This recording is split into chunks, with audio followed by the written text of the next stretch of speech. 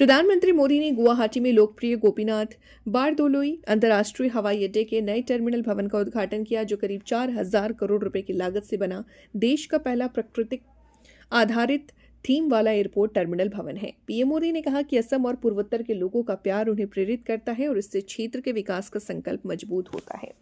प्रधानमंत्री मोदी ने असम के गुवाहाटी में लोकप्रिय गोपीनाथ बारदोलोई अंतर्राष्ट्रीय हवाई अड्डे के नए टर्मिनल भवन का उद्घाटन किया। ये टर्मिनल करीब 4,000 करोड़ रुपए की लागत से बनाया गया है और देश का पहला प्रकृति आधारित थीम वाला एयरपोर्ट टर्मिनल है। उद्घाटन के बाद प्रधानमंत्री के नए टर्मिनल का निरीक्षण भी किया। ये एयरपोर्ट असम से पहले मुख्यमंत्री लोकप्रिय गोपीनाथ बारदोलोई के नाम पर है।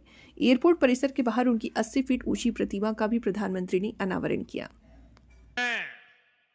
बिना पर्ची, बिना खर्ची के सरकारी नौकरी मिलना असंभव था, लेकिन आज यहां हजारों युवाओं को बिना पर्ची, बिना खर्ची नौकरी मिल रही है।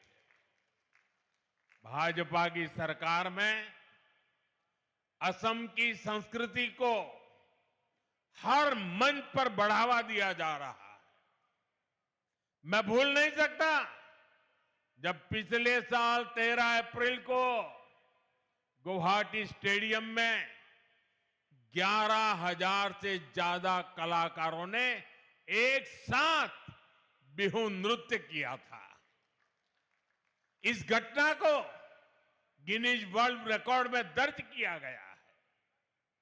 ऐसे ही नए रिकॉर्ड बनाते हुए असम तेजी से आगे बढ़ रहा है।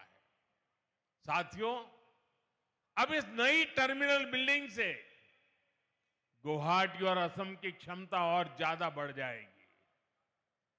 इस टर्मिनल पर हर साल करीब 1.25 करोड़ से ज्यादा यात्री सफर कर सकेंगे, यानी बड़ी संख्या में पर्यटक भी असम आ सकेंगे।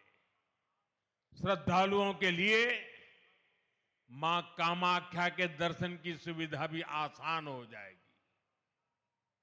इस नए एयरपोर्ट टर्मिनल में कदम रखते ही ये साफ दिखता है, विकास भी और विरासत भी, ये मंत्र के मायने क्या है।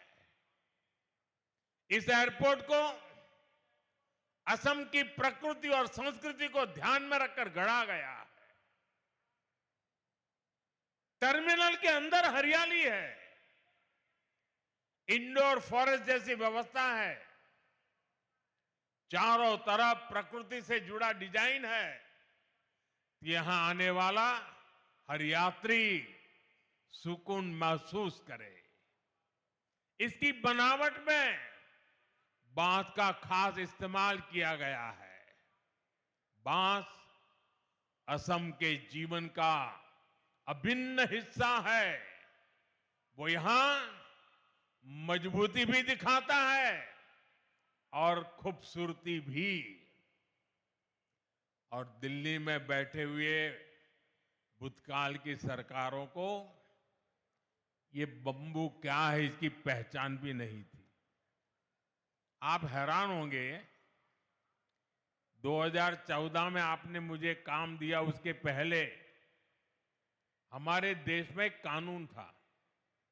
ये कानून ऐसा था कि आप बम्बू को काट नहीं सकते। अब कोई मुझे समझाए भाई, क्यों? क्योंकि उन्होंने कह दिया बम्बू एक ट्री है, वृक्ष है, और जब एक बार वृक्ष कह दिया तो फिर सारे दरवाजे बंद हो गए। जबकि बाम्बू दुनिया मानती है कि ये एक पौधा है, और हमने कानून हटाया और ग्रास की कैटेगरी में जो सचमुच में बम्बू की पहचान है उसमें लाया, और तब जाकर के आज ये बाम्बू से इतनी बड़ी भव्य इमारत निर्माण हुई है और आज अगर आप सोशल मीडिया देखोगे तो दुनिया भर में भारत के एयरपोर्ट की रचनाओं की चर्चा हो रही है। साथियों, इंफ्रास्ट्रक्चर के इस विकास का बहुत बड़ा संदेश भारत की विकास यात्रा की पहचान बन रहा है। इससे उद्योगों को बढ़ावा मिलता है, निवेशकों को कनेक्टिविटी का भरोसा मिलता है, लोकल प्रोडक्ट्स को दुनिया भर में पहुंचाने का रास्ता खुलता है और सबसे बड़ा भरोसा उस युवा को मिलता है जिसके लिए नए अवसर पैदा होते हैं। और इसलिए आज हम असम को असीम संभावनाओं की इस उड़ान पर आगे बढ़ते देख रहे हैं। साथियों, आज भारत को देखने का दुनिया का नजरिया बदला है और भारत की भूमिका भी बदली है। भारत अब दुनिया की तीसरी सबसे बड़ी अर्थव्यवस्था बनने जा रहा है। 11 साल के भीतर भीतर ये कैसे हुआ? साथियों, इसमें बहुत बड़ी भूमिका आधुनिक इंफ्रास्ट्रक्चर के विकास की है।